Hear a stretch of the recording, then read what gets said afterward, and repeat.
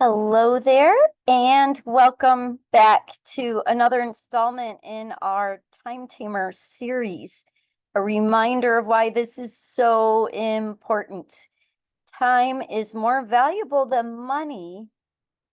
You can get more money, but you cannot get more time. Everybody gets 24 hours a day to spend as they are led. And if we don't manage our time well, we will be unhappy. Too much to do and not enough time will lead you to stress. Stress leads to physical breakdown, mental breakdown, bad perspective on life, and we might just miss God's best for us. So what we are working on in this workshop is to craft with wisdom and foresight and proactive time put into it, one lovely day at a time, because we want to be moving at a pace where we are in such a state of mind that we are living so within the boundaries of our time and our energy that we don't respond in the flesh. We are walking in the spirit. So we are understanding and embracing the fact that we will always want more time, but that in fact, God has given us enough time to carry out our calling in pleasantness, living within the boundaries, cheerfully doing those things He's called us to. And if that's not the case, if we're busting at the seams, if we're always out of breath, if we're hating what lies ahead of us, if we're responding in the flesh, then we probably are just like a person with maxed out credit cards. The sirens are screaming, the red lights of danger are flashing, and it's time to pull things in and start to live within our boundaries. So that I believe God's will is for us to live contentedly as we carry out that which He calls us to.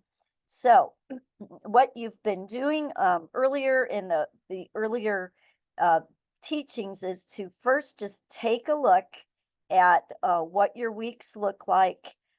Be dreaming about what you wish your days looked like, doing the work of prioritizing proper things, your relationship with the Lord, your family relationships, your physical health. We took a look at this earlier in the series. Get those foundational pieces. Don't do everything else and hope you'll have time for family, marriage, your heart, your temple, and God, but do it in the opposite order. Be proactive about making time for your spiritual health, your physical health, your marriage, and your family, and everything else comes afterwards. Otherwise, the incessant tyranny of life, the urgencies of life will take over.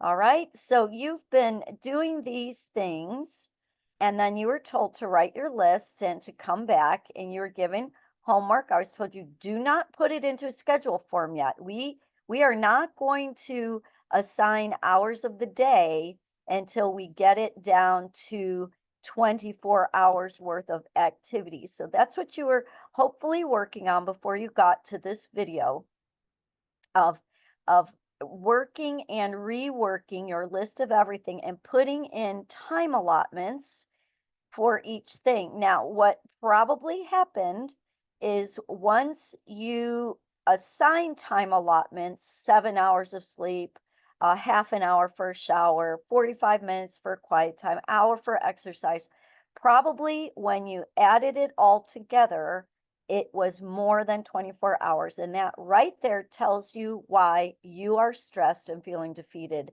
every night.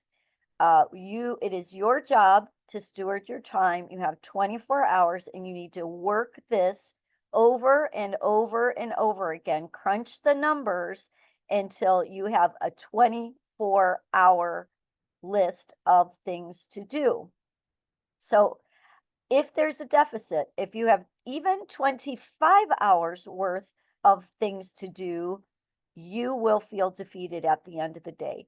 So you need to work at it again and again and again and again and again, not what hour of day you'll be doing it, but how many hours of activities and tasks are you asking of yourself on a daily basis? Keep working that list. I cannot stress the importance of this step in taming your time more. It is the step. So what I'm going to help you with today is this: creative ways to make it all fit. If you are frustrated and you have 28 hours worth of activities, you know you only have 24 hours to make it fit in. You realize that you are stressed, usually defeated, usually. How can we make it all fit in? So I'd like to talk to you today about creative ways to make it all fit, the magic of margin, and the heroes of hurrying. Let's go. Creative ways to make it all fit. It just doesn't feel good when it doesn't fit. It's not beautiful. It's stressful. Just looking at these pictures, you see that the suitcase cannot contain everything that's in it. The closet cannot contain everything that's in it. The shirt doesn't fit. The room is cluttered. Get stressed out just by looking at it. If you have more than 24 hours of tasks and activities and things you'd like to accomplish in a day, this is the effect it has on your heart and on your mind. You're going to feel defeated and testy, thin-skinned. So we're going to clean that up. And what are ways that we can do that? What are some creative ways? 3 creative ways. One creative way is to just adjust what you wanted to do on a daily basis to either a weekly basis or a monthly basis. Okay, so you might have to pull out this page, not for the hours on the left, but just to have the days in a week. So somehow you'll have to zoom out and look at an entire week.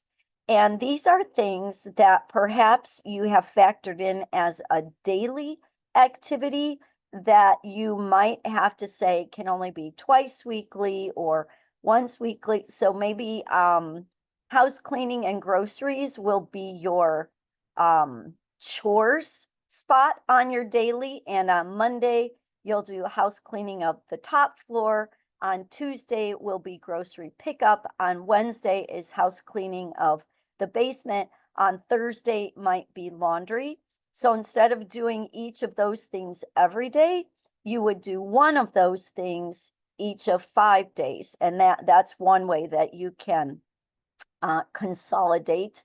Exercise, to be quite honest, right now, if you're honest with yourself, you don't have time every day to exercise. So you might put in formal exercise 3 times a week, but make a commitment to park far away from your office and take the stairs instead of the elevator. We need to get scrappy. We need to get creative.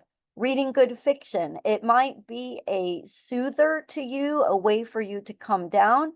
If you can't actually take 30 minutes a day to do that, do you have a long commute? Can you start listening to books on tape? Or do you and your hubby like reading together? You can kind of put marriage time into book reading. I know couples that read books out loud to each other. That can be a way to consolidate. Getting your younger kids to bed, can part of their nighttime routine be you reading out loud to them?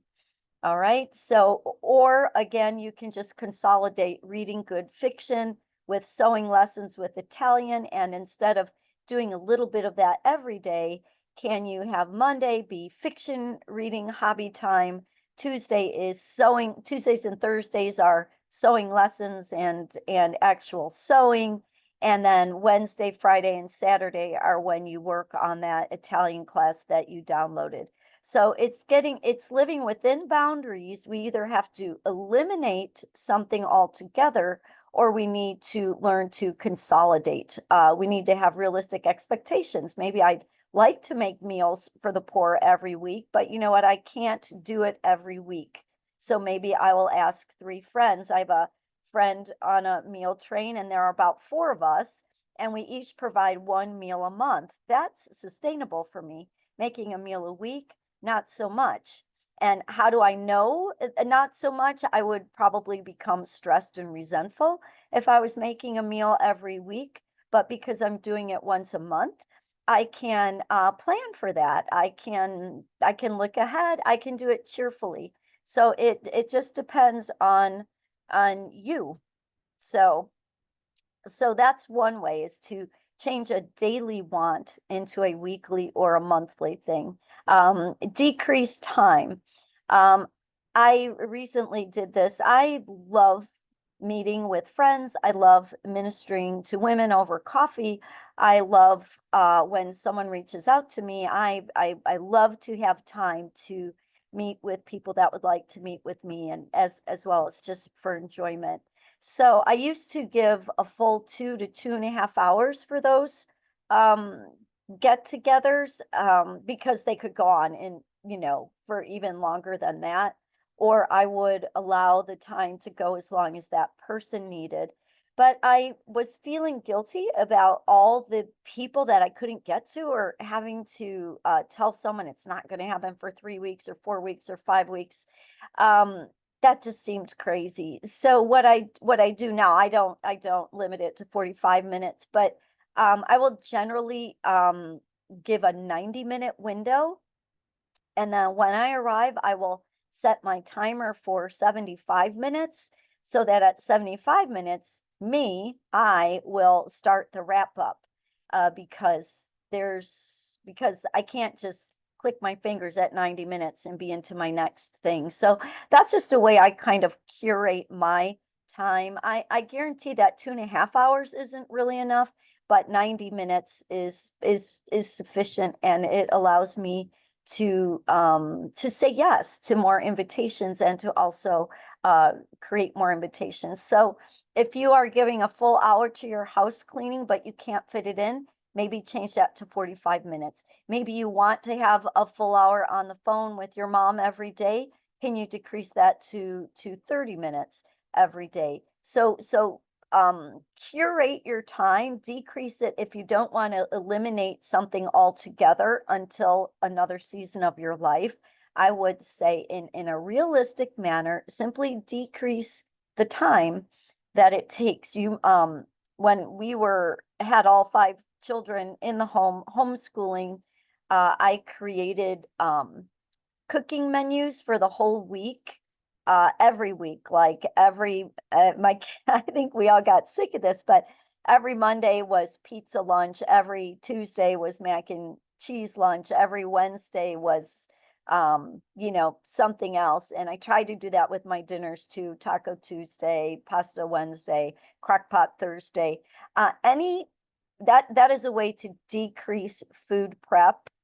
That is also a way to decrease grocery shopping, because you have something in mind. So there's a lot of ways to be scrappy and creative about decreasing the time something takes. Having to come up with choices on a daily basis at 4 o'clock, when you're tired, when you're hungry, that takes a lot more time than looking at the menu that you have posted on the fridge, telling you what's for dinner that night. So, what are things that you can decrease the time?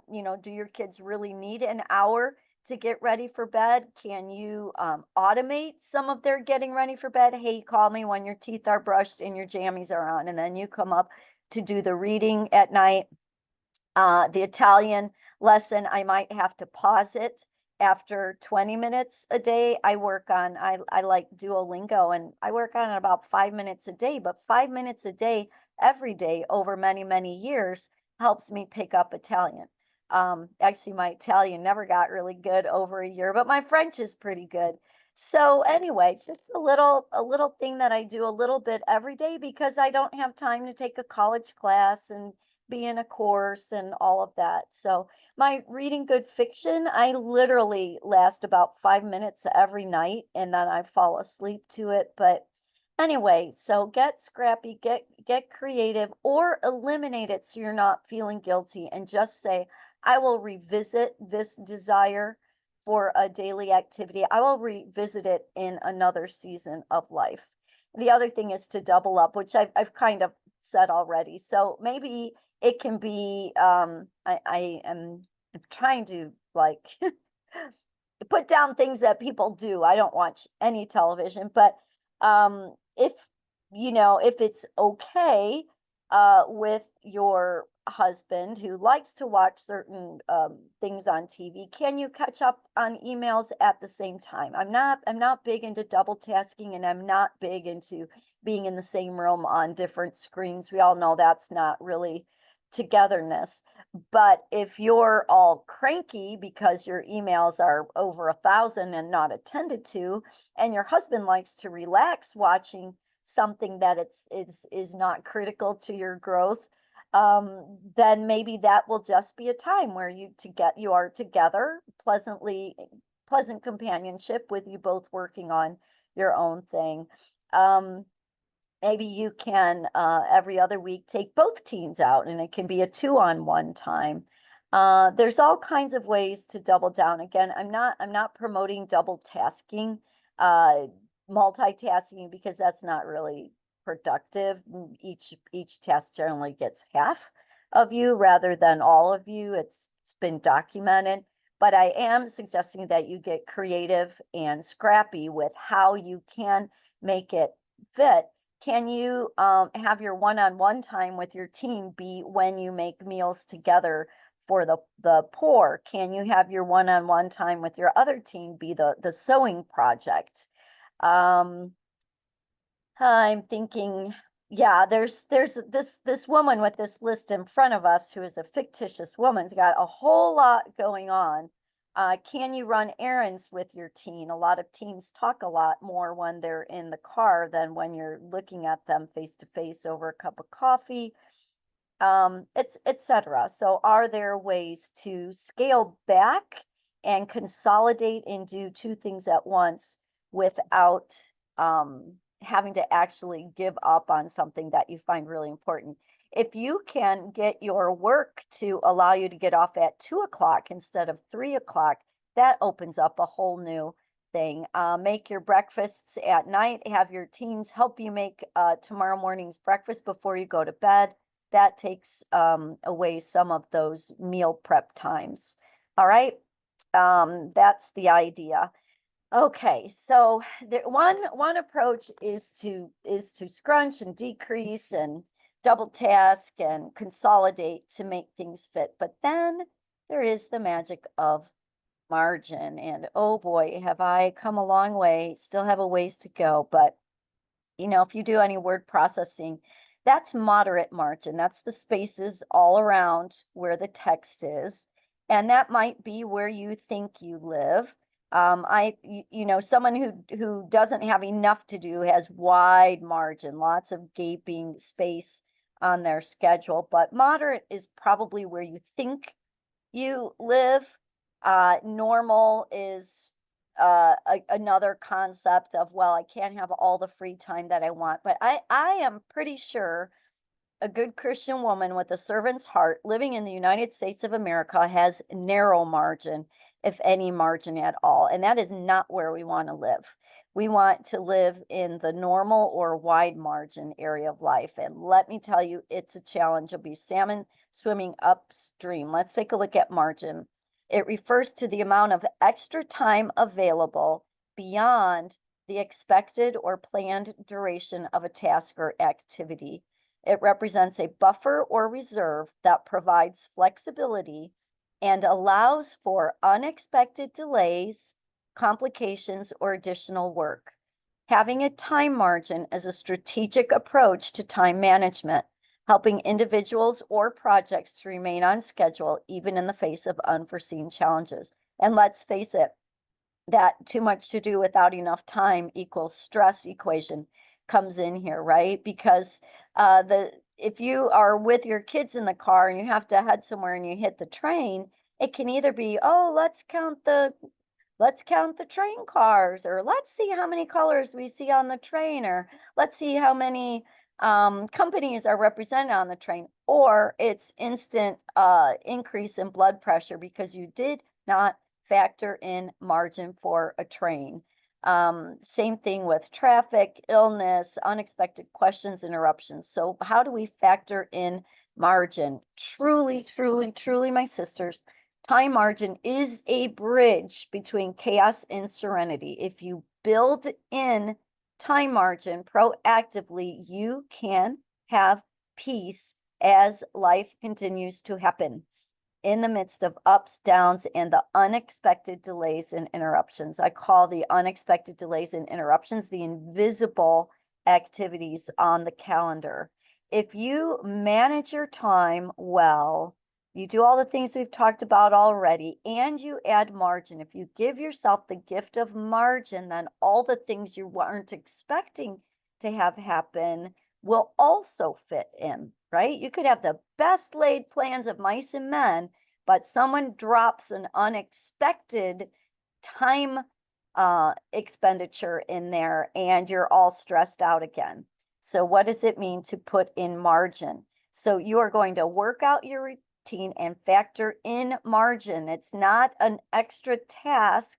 It is a way to help you be more fruitful with the time that you have. And we know that we all have only 24 hours of margin.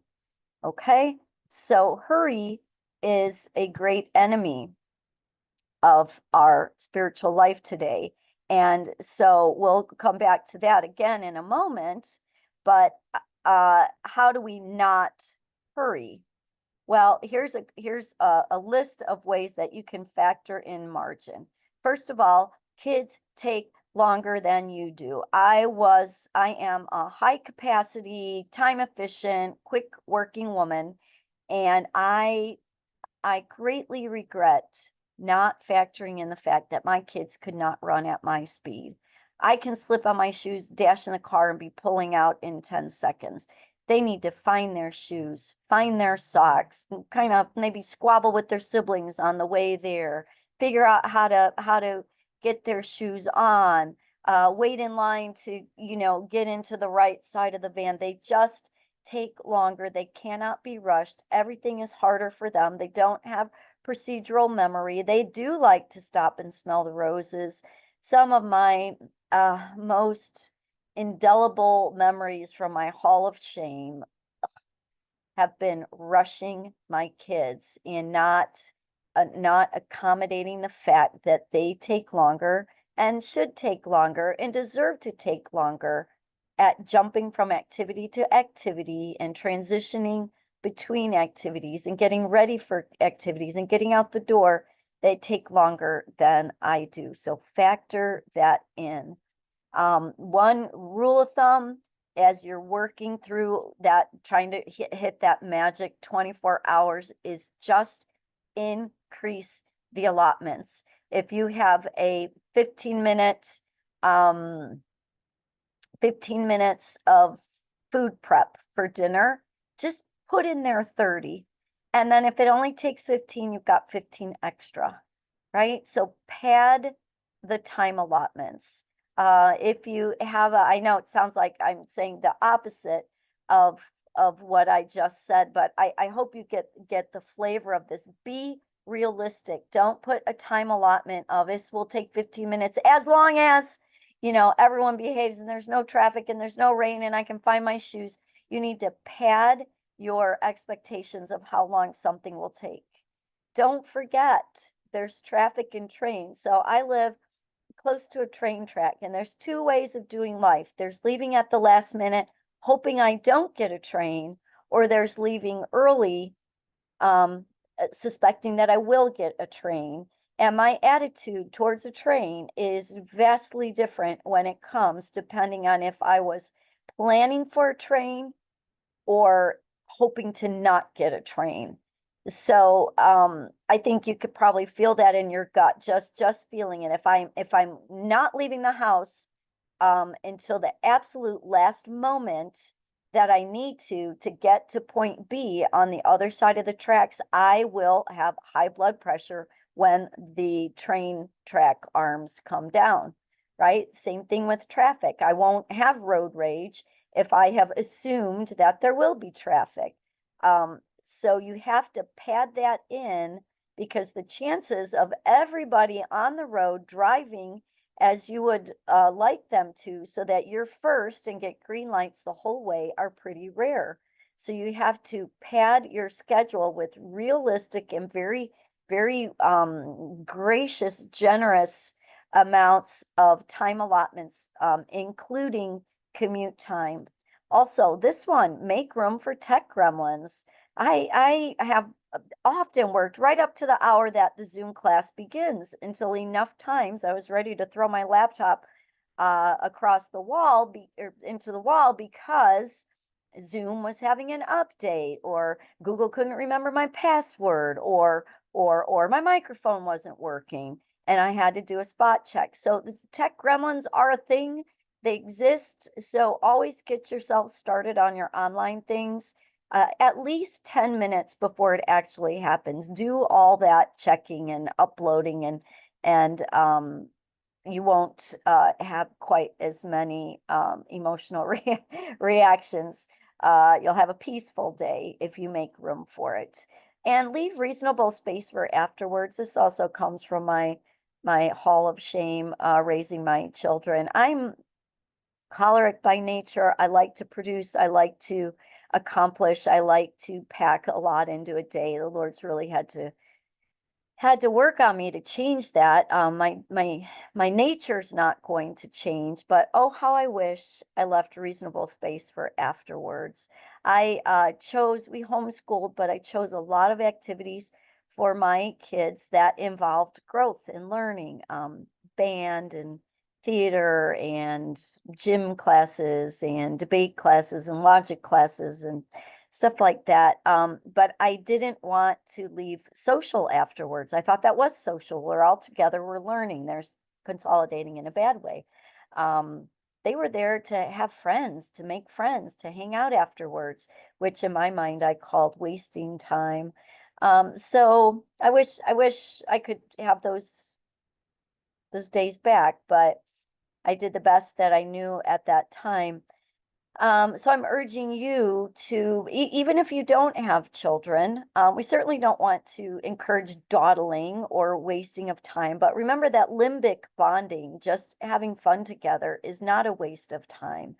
Part of, and I guess this is one thing I did do. I did always include food after our activities. We'd go out afterwards for a bite to eat. Don't forget that the fun part is not the wasted part, and that socializing and having time to socializing, to be learning something together, even at church, to be worshiping together, hearing preaching together, that's a big part of it. But leave space for you to bump into someone or check in with someone or have a divine appointment while you're all there afterwards. We don't live in such an existence that we can click our heels and be at our next appointment. So leave plenty of margin for transition, for commuting, for beginnings and endings. All right, and so we've talked about margin, we've talked about creative ways to make it fit, and then I'm just going to do a plug for hurrying. I read a book last spring that changed my life. It's by John Mark Comer, and here are some of his quotes. Love, joy, and peace are at the heart of all Jesus is trying to grow in the soil of your life. All three, love, joy, and peace, are incompatible with hurry. Everything matters to God. The way of Jesus should permeate and influence and shape every facet of your life. We all want the wisdom, kindness, peace, security that Jesus demonstrated, but we can't get there without walking the way he walked. To walk with Jesus is to walk with a slow, unhurried pace. Hurry is the death of prayer and only impedes and spoils our work. It never advances it. Jesus was never in a hurry, and he was the most productive man on the earth in the history of the earth. Those words slew me. This is the book. If you want to experience life to the full, like Jesus did, his nonstop conscious enjoyment of God's presence and world, all you have to do is adopt not only his theology and ethics, but also his lifestyle. Just follow his way. That's it. He was never in a hurry. Christ was never in a hurry. There was no rushing forward, no anticipating, no fretting over what might be. He lived in the moment, in the day. Each day's duties were done as each day brought them, and the rest was left with God. I will save my testimony of how this book was the final wake-up call for me for another video. But as you are factoring in everything that we're talking about as you create your ideal day, I want you to spot check, where are you often in a hurry and how can you eliminate that? Because if you have to hurry to get it done, it is quite possibly an it of your flesh and not something that God is calling you to. Again, I'll speak on this at length in another video. So with those thoughts in mind, I want you to go back and prioritize, eliminate, automate, delegate, consolidate, decrease time allotments, put in some margin. This is a workshop, so I want your final daily routine to work for you. So I'm sending you back to work on it. Rewrite those lists, come back to me. Please let me help you. I love helping women create a daily routine and a weekly routine that blesses them and helps them to do what God has called them to do. So do your work, reach out to me if you need some help, and see you at the next one, my friends.